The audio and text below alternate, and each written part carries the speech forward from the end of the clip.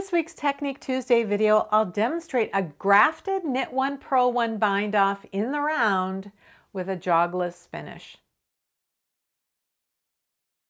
If you'd like to jump right to a specific point in the video, mouse over or tap on the video playback area of your screen to reveal the chapter titles and links to each section of the video, or use the timestamped links down in the video description. So I have a little swatch here that was knit in knit one, purl one ribbing, and when I bound off in the round, I was able to complete the bind off so that there is no jog between the end of the round and the beginning of the round.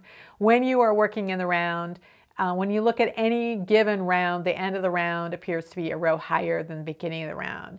So when you bind off, you can end up with that last stitch appearing to be higher than the first stitch. So the trick to getting a nice smooth bind off is finding a way to join the end of the round to the beginning of the round in such a way that the stitch pattern continuity is maintained and everything is nice and smooth. So that is what I'm going to show you today. So this marker is marking where the first stitch of the round, when I worked this in the round, which one that was, and you can see that edge is very smooth.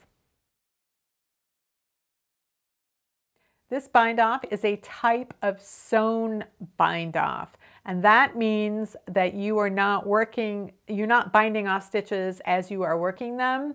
Instead, you are sewing them off. You have to measure off a length of yarn tail, thread it onto a needle, and then that length of yarn goes through every single stitch. And for sewn bind offs, it goes through every stitch twice, and just the order and way in which the stitches are entered and the yarn is brought through them determines what the appearance of the bind off is going to look like.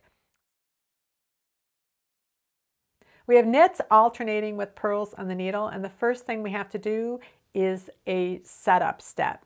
And the way that this setup step is done is you take your yarn needle, you insert it as if to purl through that first knit stitch, and you pull the yarn through. The next step is to enter this purl stitch as if to knit, but we're going to do it from the back. Whenever we're working with the purl stitches, we're going to be working with our needle to the back. When we're dealing with the knit stitches, we're going to be dealing with them from the front. So you come in between the two stitches, and then you go into that first stitch. So you're going into that stitch as if to knit.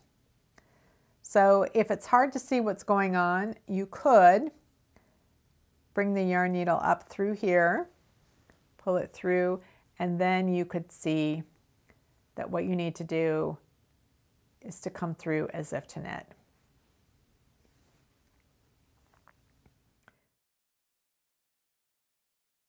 From now on, you're going to work the stitches in pairs. So you're going to work with a pair of knit stitches on the front, and then you're going to work with a pair of purl stitches from the back. So when you work with the first knit stitch, it looks like a knit, and so you're going to enter it as if to knit, and you're going to let it come off the needle. You're going to rotate your needle to the left, and you're going to come through the second knit stitch as if to purl, and you're doing this from the front of the work. And then after you've gone through the second stitch, you can pull your yarn. You're not going to pull it super tight, just snug it up a little bit. Now you're going to deal with the purl stitches. So you're going to enter the purl stitch as if to purl. It looks like a purl, so you purl it off, and then you bring the needle around from behind, and you have to come through those two stitches in order to enter this one as if to knit. And you're going to repeat this process until you've gotten to the last set of stitches.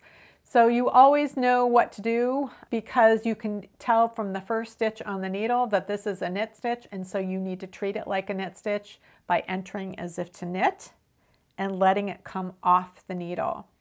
Then you rotate your yarn needle and come through the second knit stitch as if to purl, and because that stays on the needle. So if you've ever done grafting, this is pretty much the same process. So now you have a purl stitch. It may be hard to tell that this is a purl because it looks like it's connected to this, but you can see that the second stitch is definitely a knit and that the yarn is coming through that stitch.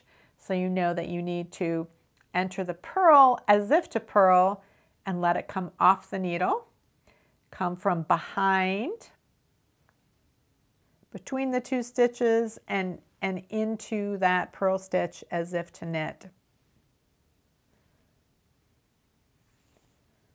And then pull the yarn through.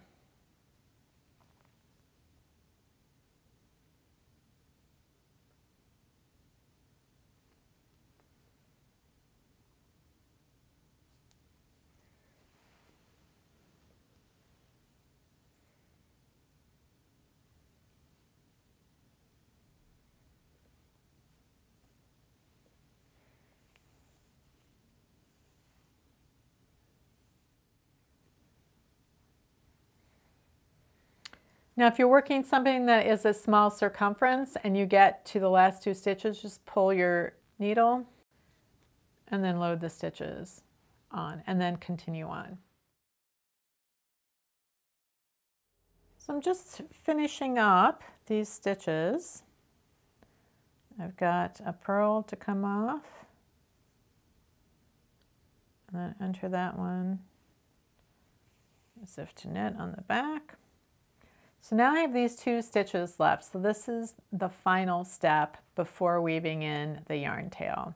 And that is, I simply knit off that stitch. This is the second time I'm coming through this stitch. And then I'm going to purl off this stitch.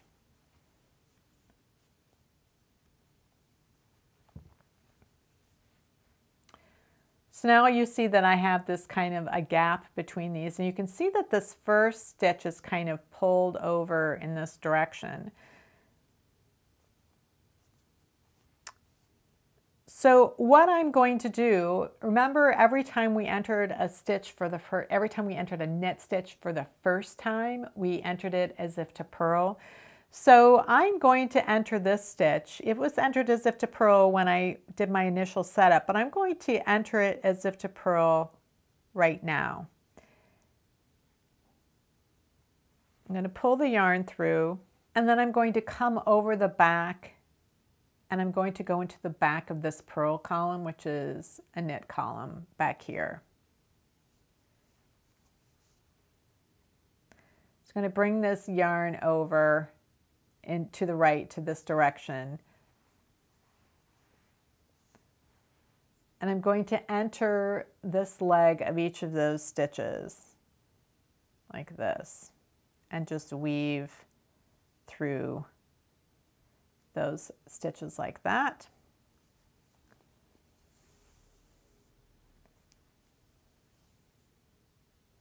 And pull the yarn through.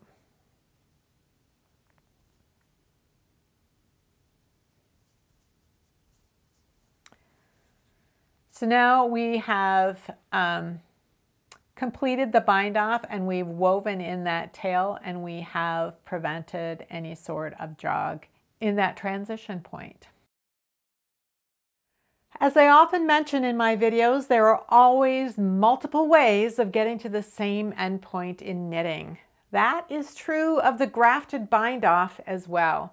In this video, I executed the bind off with all the stitches on one needle, but it is possible to do this bind off with the knits and purls separated onto two parallel needles, as you would for grafting two separate pieces of fabric together. I demonstrated this method previously using a swatch knit flat, and you can find that video over here in just a second. The path the yarn takes through the stitches is exactly the same, whether the stitches are all on one needle or separated onto two needles. Either method will work for binding off in the round. It's how the yarn tail is woven in after the steps are completed that allows for a jogless finish in the round. If If you have any comments or questions about today's video or suggestions for videos you'd like to see in the future, you can leave those down in the comments below or join the discussion in my Ravelry group, Rocks. Thanks for watching, and I'll see you next week.